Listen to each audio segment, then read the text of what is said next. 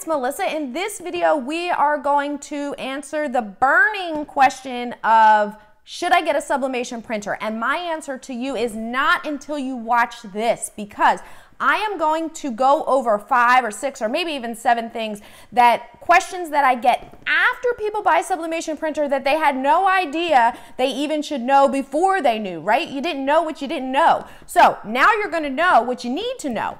All right, so first things first, do not buy a sublimation printer until you know these things. Number 1, a converted sublimation printer, meaning an inkjet printer that you put sublimation ink into, void, warranty void before you even make your first print.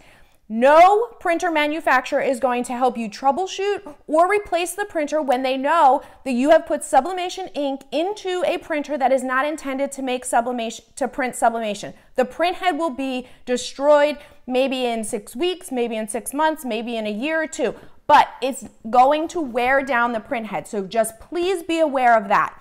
Number 2, you cannot sublimate on cotton. Nothing. It will not work, okay? So you need to have at least 65% polyester blend in your shirts in order to sublimate onto them. The higher the poly count, the better. All right, so be aware of that. You can't just take this white cotton shirt and sublimate onto it. It's not going to work. And no matter what, you could have a 100% polyester shirt. If it's black or dark or anything like that, you won't be able to sublimate onto it, okay? So if you're planning to sublimate onto garments, it needs to be light color and it needs to have a very high % of polyester in it. If you're not sublimating on shirts and you're using other things like blanks, number 3 tip, you cannot just go to the store and buy any old, cup, mug, tumbler, whatever, and sublimate onto it. It needs to be sublimation ready. It has a poly coating on it that is what absorbs the ink during the process of sublimating with the high temperature and the pressure, okay? So my number 3 thing to let you know is that sublimation blanks are not necessarily cheap, okay? And because there is a learning curve, you need to factor that in. You will always have to test, okay? You look closely at this mug, tumbler, you can see there's white at the top, there's white at the bottom, okay? This is a mug that was tested. After I got, the settings correct and everything like that with my heat press, my mug press, my tumbler press, then you're able to get, beautiful, perfect tumblers.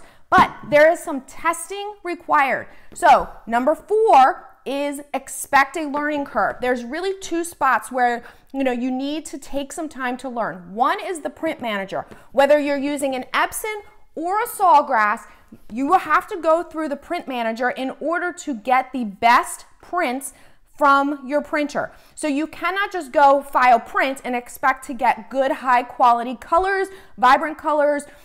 What you need to do is learn how to use your print manager. And I have blog posts, I have videos, there's lots of videos on Silhouette U that are not here on YouTube. If you need one-on-one help, Silhouette U again. We have help for that type of thing, but you do need to factor that into the time and the expense it's going to take when you're getting into sublimation.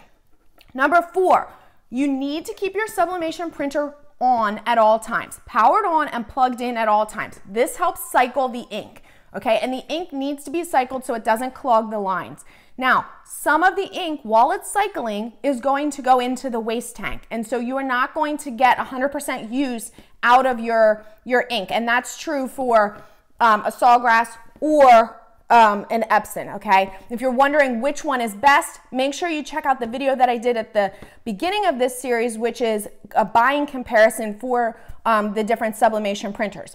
Number 5, ink can be expensive, but it doesn't have to be. It depends on the printer. If you go with a Sawgrass, you are hands down going to be paying a lot more for ink.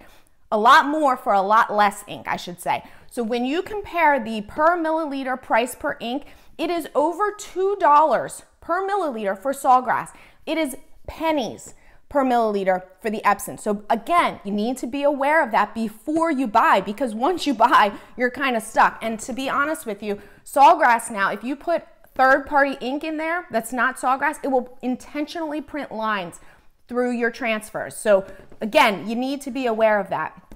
And the final thing is you do need a heat press or a convection oven to do sublimation. Okay, so don't think you're gonna do sublimation with an iron. When you are doing sublimation mugs and tumblers, you either need a convection oven or some type of tumbler press, whether that's, you know, a standalone tumbler or mug press or an 8-in-1, you know, mug press. But you are going to need that high temperature, high pressure that is provided by those machines, or like I said, the equipment. You cannot do this handheld, okay? All right, so now that you know everything you know, the big, you know, kind of risk factors, questions we get after the fact, hopefully those are some things that you can take into account when you are looking for a sublimation printer. Again, if you're trying to figure out what is the best sublimation printer for me, what other supplies do I need, I have videos on those as well. Also, like I said, once you get everything all set up and you're ready to start going, make sure you check out Silhouette U, because exclusive content there, and happy to do one-on-one chats with Silhouette U members during the times that we have available for that. Also, don't forget to subscribe. That way you get all of the alerts here on YouTube. All right, guys, see you soon.